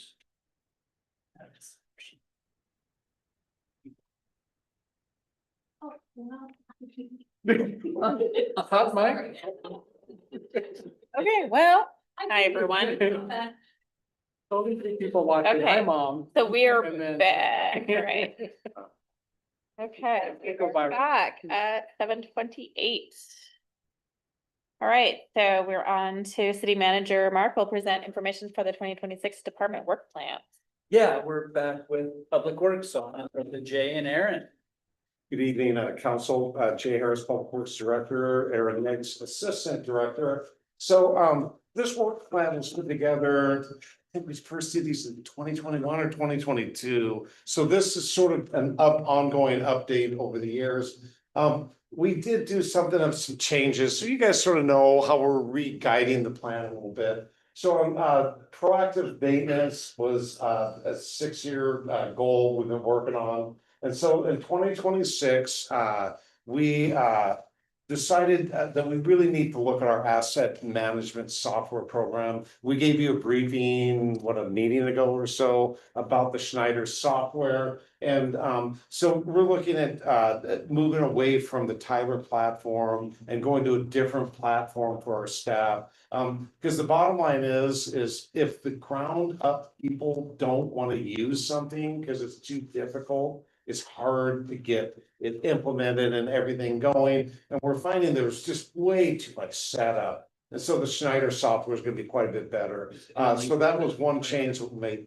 Well, they don't link with Tyler. It doesn't have to essentially at this point, yeah, because there's not a financial function necessarily within, With the new one. with Schneider, yeah. Okay. Yeah, great question, great question. Yeah. When we initially did it, inventory was supposed to be connected, like in the water shop, we have a lot of meters and that sort of thing. And it isn't though, it's not connected in the way that we thought it was supposed to be connected. And there is some benefit to that, but a lot of it is that the users have to use it. And it has to be really easy on a tablet for someone to look at their assignments and go drive around in their truck and complete them, be able to bring up a map, show them what they need to be doing, how they did it last time, when they need to go back there again, that sort of thing. That type of setup didn't come out of the box with Tyler. You have to keep working on it. You almost need an IT person sitting there programming for you the whole time.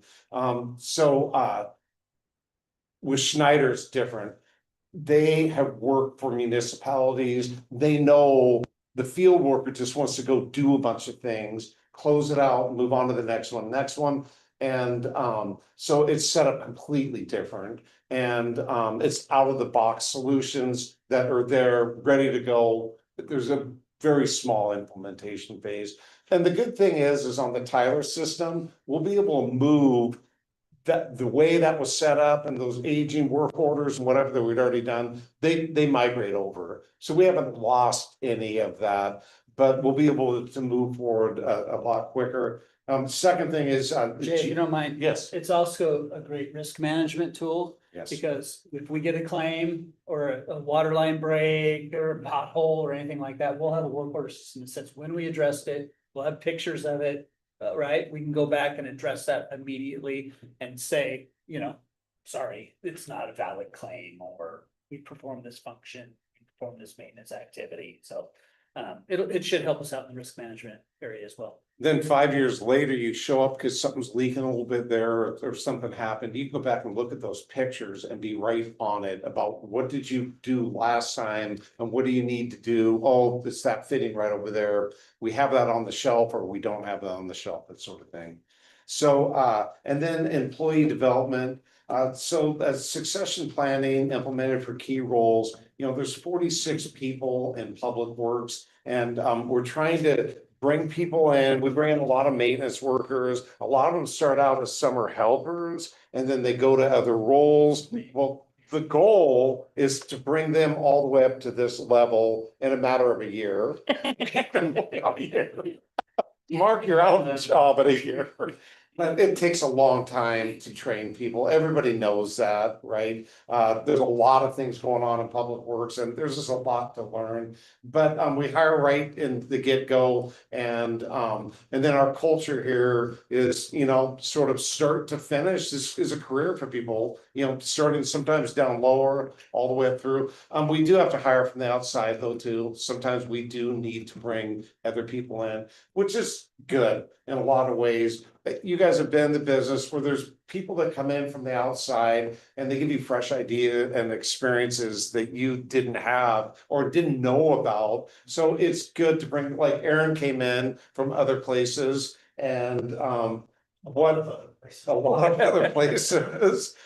Not that he's an HR nightmare, he's definitely not, but tons of institutional knowledge here, and we really appreciate what you've done for this organization. So anyways, emergency management slowed down a little bit in the last year because of our admin assistant not having one in 2025 or it was limited. We did have an assistant that helped us a lot of filing. But so anyways, what we did though for the update is we want to talk about climate resilience strategies for flood and wildfire risk and sort of put that in part of our emergency management programs from 2026 on, you know, to maybe 2028 or something. Sea level rise, big issue. Yeah. That's for us, especially with guys that are at. That's an issue that we need to start planning for, or try to. So 2026 update for outreach and involvement. We want to increase social engagement through social media and virtual town halls and that sort of thing. So you know, Olympic Highway North project there is going to start testing some of that. We're going to have an open house here. It's going to be on a study session night, most likely. And what I'd like to do though is record pieces of that and very likely push that out. So if people couldn't attend, they can attend a short virtual one of that where we go and look at the materials and that sort of thing. And then maybe have some additional, we can fill out some public comment page or something to get us some additional information because you weren't able to attend the meeting, that sort of thing. And then the last one was environmental stewardship. So we just need to stay with environmental standards. And then green infrastructure, you know, and expanded recycling programs. Those are good words to really work towards in the next 5 years. And just work a little harder on like our downtown storm drainage, maybe some fish recovery downtown, highly urbanized area. There's some things that we can do there. And then maybe get on some recycling a little more, maybe some more glass. Or yard debris or compost uses, which is another thing, that sort of thing. Okay, so let's get back. Oh, go to the other page. So technology. So on technology, we really need to deploy our asset management system. And then we also can do some more real-time traffic monitoring. We're real close with the speed sign that we have now. So that's a radar speed feedback sign. That monitors traffic. How fast are you going? How many cars a day are going by there? That sort of thing. It doesn't give us truck counts, which is important for wheel loading on the pavement surface, but it does give us traffic volume data and speed, which is highly effective for a lot of things that we do there. I just want to add one of the projects that we completed just this last year was, I know you've heard a lot of people talk about scanning and getting electronic. All of our as-bills have been scanned in and are electronically obtained for us. So that's any project that's occurred, they will submit as-bills. We have put that into an electronic system and got rid of most paper. So we can go back to 1952 and look at that water line plan and say, hey, there's a valve right there. Well, some of us paved over it and we can go find it, that sort of thing. Very, very beneficial to us. We're working on a better retrieval system right now. Kenny is sort of our wizard of finding them right now, but we're gonna implement a better system in GIS so we can really bring up that data a lot quicker when you're standing there. Water monitoring is also on technology. The water monitoring is gonna happen with the next upgrade on the AMI project. So right now, we're doing walk by radio read, and in the future, it's going to be radio read from an antenna, and the billing department can do that. It's encrypted data, you know, all of that. But we can get real-time data for users at your house. If you're wondering why the bill was so high, you can sit there and look at water being used day to day to day and figure out, you know, it's the afternoon when your kid comes home, you know, they're taking a 2-hour shower or something, or whatever it is, right? So it'd be really beneficial to look at that resource. We don't have that ability right now because we go out and we only read once a month, but the system will be monitoring your water use. It'll know when the water's leaking too. So at night, your water shouldn't be running. It starts to know what your habits are, and it will say you have a toilet running or that sort of thing. And we can get a hold of people to help reduce some of their water uses. And the last one is policy, practices, and procedures.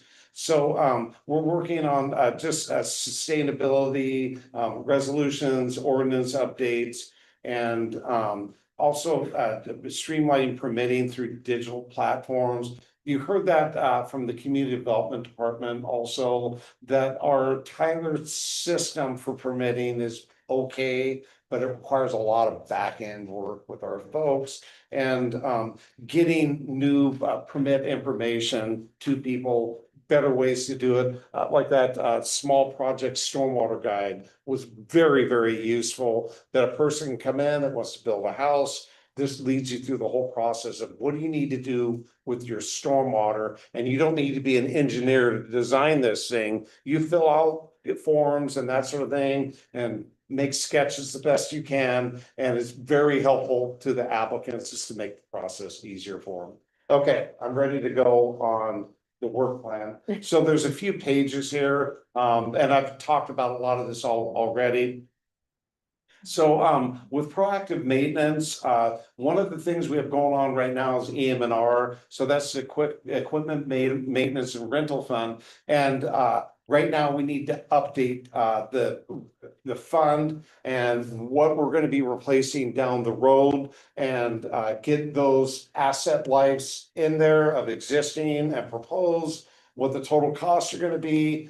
And then that fund is a charge to each department. So if I want to use a roller, for example, or a dump truck for the parks, you fill out, you know, a use of that through EM&R, and you get billed for that asset. Well, as I replace these assets, the cost is higher than the old one, and so that whole model sort of needs to be redone and make sure it's sustainable. Also, the street fund, I spoke to you guys, what was about 4 months ago, about looking at the general fund is contributing and holding the street fund up right now, that we would have to eliminate programs and cut staff without street fund contributions right now. So making that a standalone program down the road is a really good goal for proactive maintenance. So one of the goals on here is to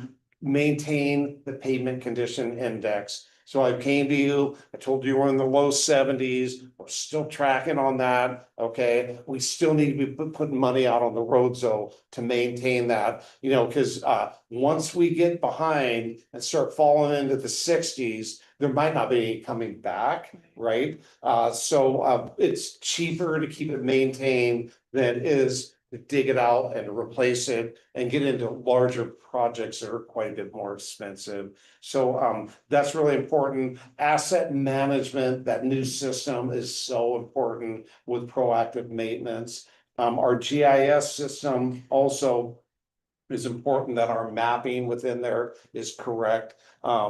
right now, we have the stormwater comprehensive plan going on. And we are out surveying much of the stormwater system. That in GIS, it was a little poor in there, and it's hard to be proactive on your maintenance if you don't have good mapping of. I got an inlet, I got a manhole, I got a pipe, but then where does it go after that? You know, the system sort of, in some areas, we didn't have it completely mapped. So with the storm comp plan, we're gonna do a better job there. Employee development, Aaron, why don't you take off? We're trying to integrate at least thought process. We've talked about this notion of people taking over, those kinds of things. So the cross training thing is critical. That happens often.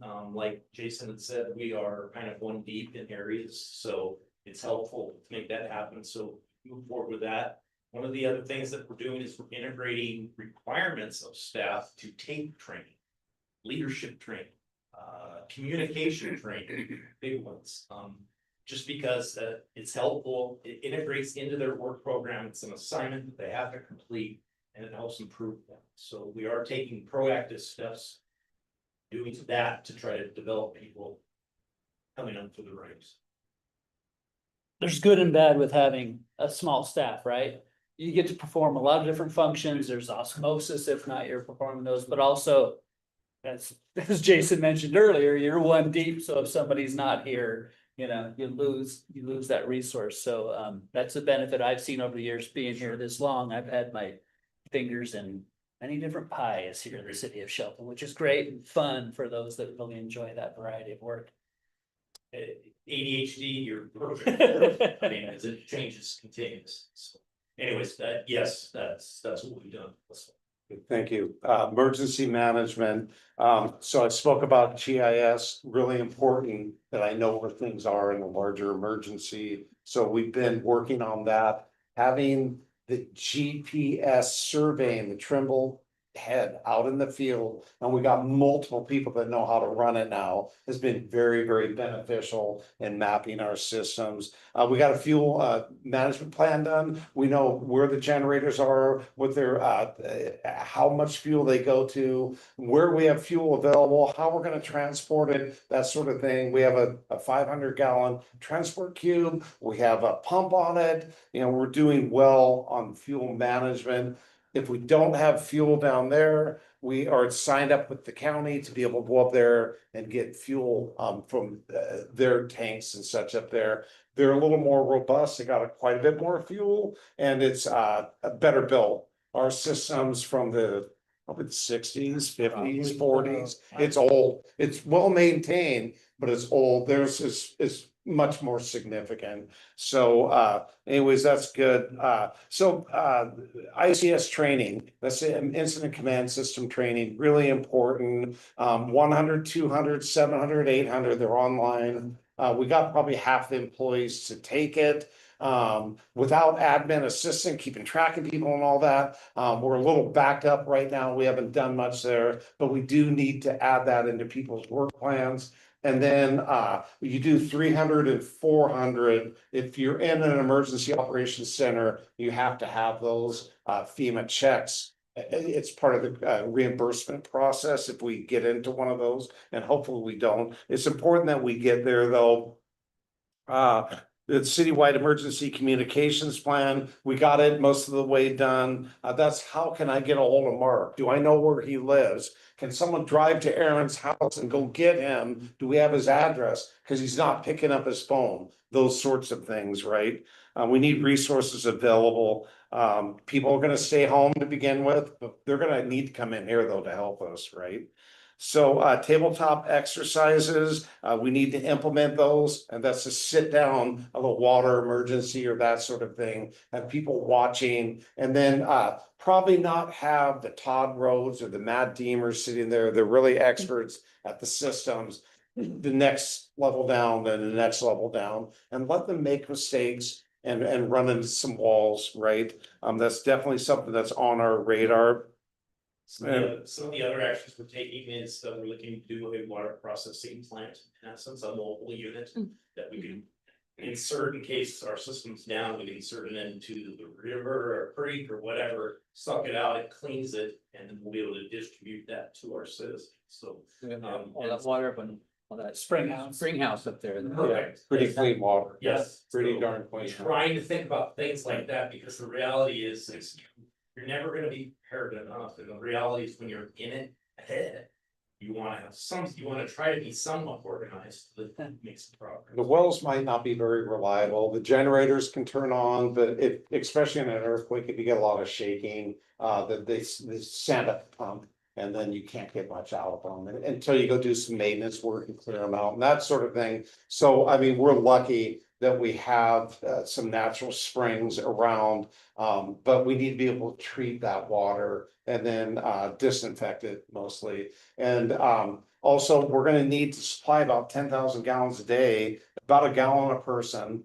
And depending on when it happens and all that. And so you have to be prepared. The first couple of days, you might not see a bunch of people. But day 3, day 4, you gotta have some water online for some people. People will figure out the food. You can make it a couple weeks without food. You can figure out your shelter. You can figure out some sanitary facilities, but we need to make sure we have water online. So that's one of the important things that we're working on. Emergency management webpage was done. Thank you, Mary. I gave her that. It's a little hidden on our website, I think, but it's under. Where did you put that? It's under public engagement or? Okay, anyways, it's on there. If you guys get a chance, go look at it and see what you think, okay? We would appreciate that. Aaron, anything else? So, public outreach programs. So, what that is, a lot of that is, if we have a project, it's really good to just keep regularly posting about that project, what's happening, here's some maps, contact information and that sort of thing. That takes administrative help also to sit there and queue those up for us.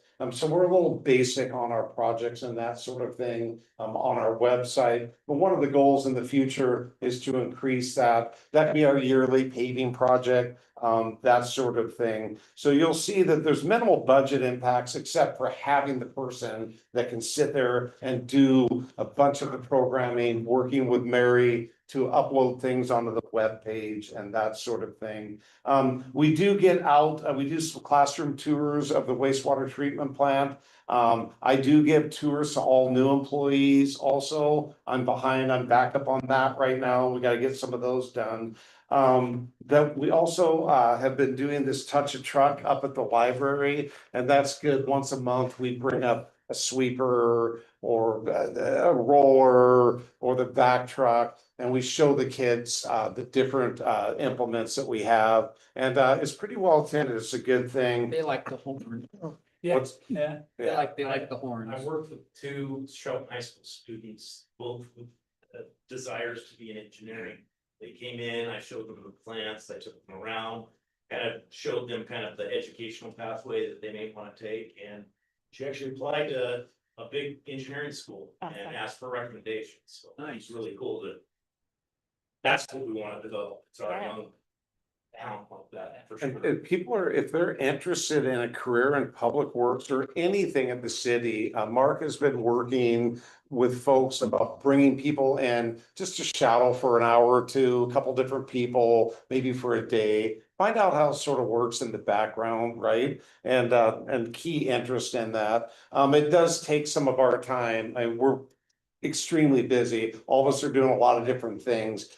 But we still need to give, right, is what the point is on public outreach. And candidly, I'm an example, Mark is an example of somebody that kind of got out of high school, started in the public sector. Got me through college, and then I got hired on right after I got out because they knew me and they knew what I could do, so that was. We need to do a lot more of that here too, is my hope, to kind of have that kind of continue doing it, just to kind of bring them back. I mean, they, like I said, the amount of knowledge that these folks have, like the Mike Alballs and the Brent, they have just so much knowledge as they lived here and they've been here, so. Good thing.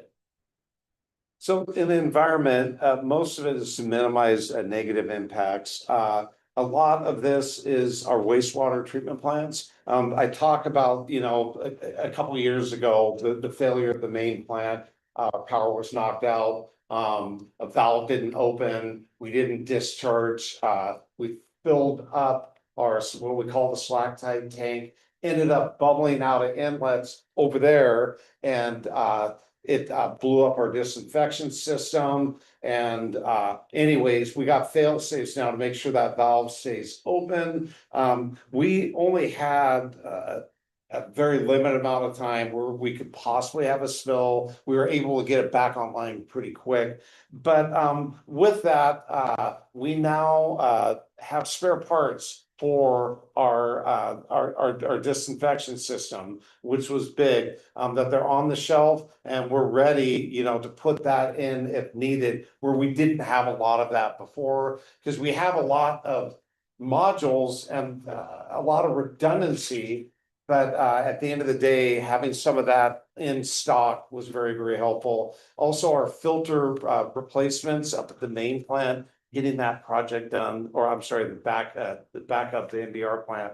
But anyways, putting those new filters in was significant. They did clog up. We put them in 3 years ago about now, and they've been doing good.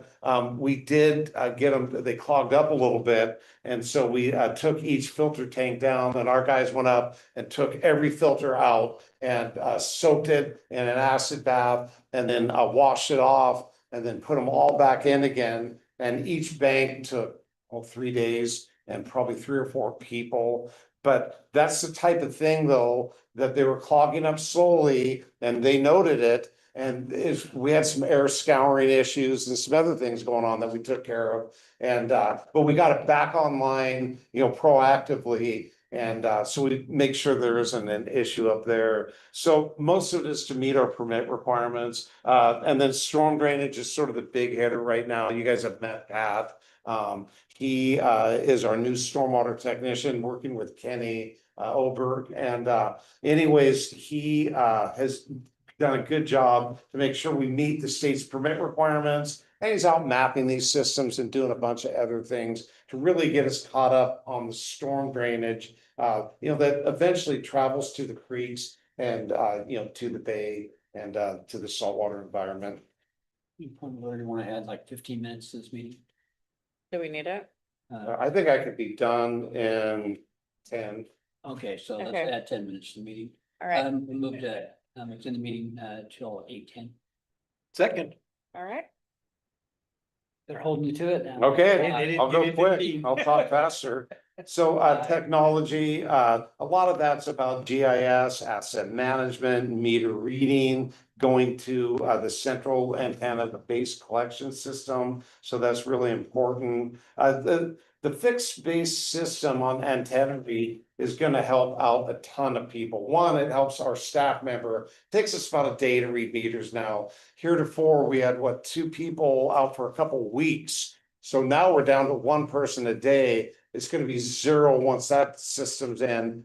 We can also do rereads. They do radio calls out of here all the time for rereads. That there was a bad reading or it didn't upload or whatever. They'll be able to let their console be able to get that information. So technology is the future. I don't know how many of you use ChatGPT, but it is pretty incredible when you ask it to look at some things, and what it gives you back is pretty well thought out. I mean, you don't publish it, you go through it, you look at it and determine, how good the work was.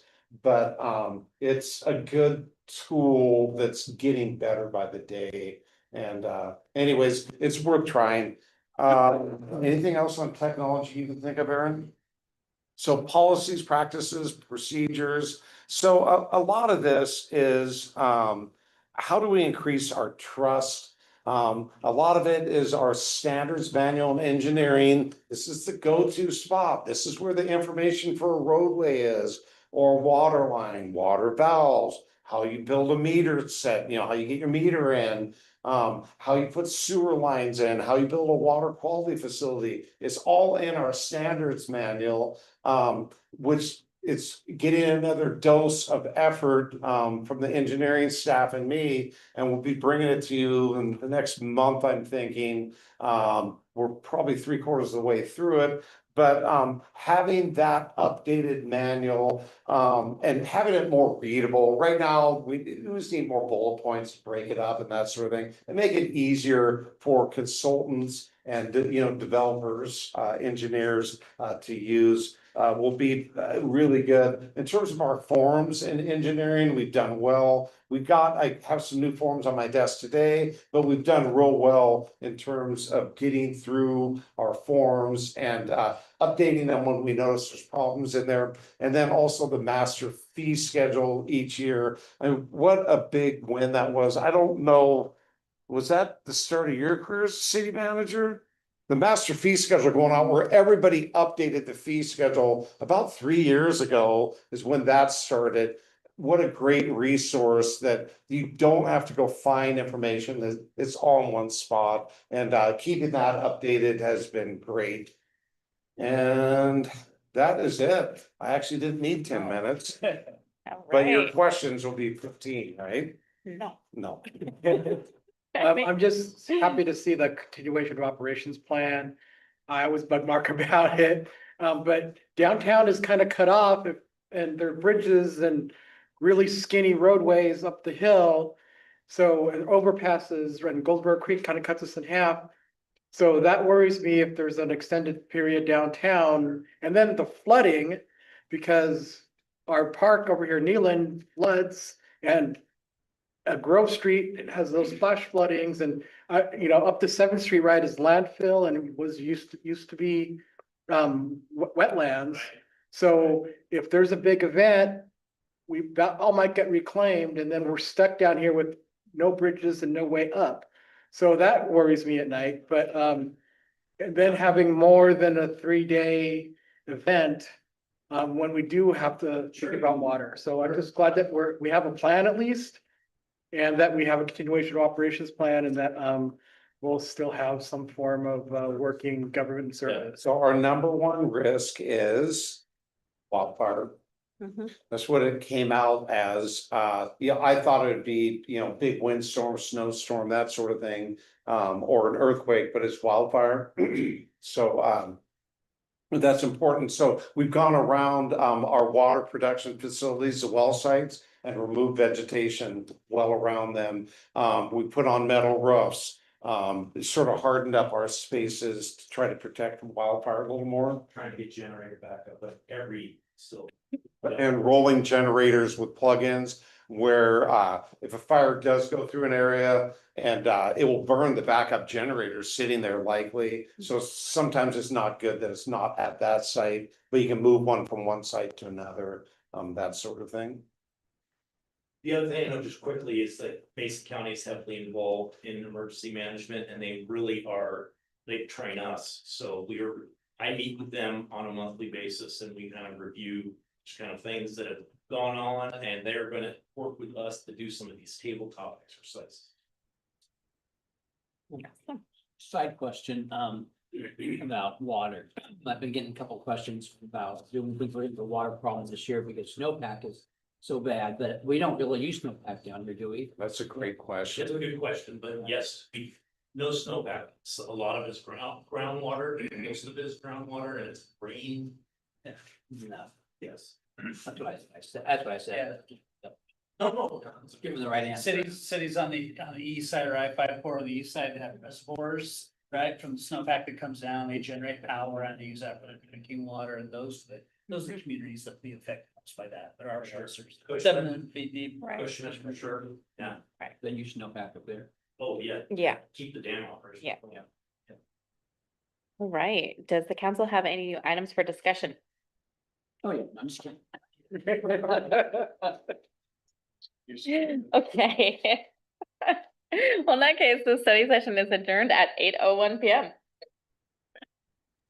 Thank you. Thank you too.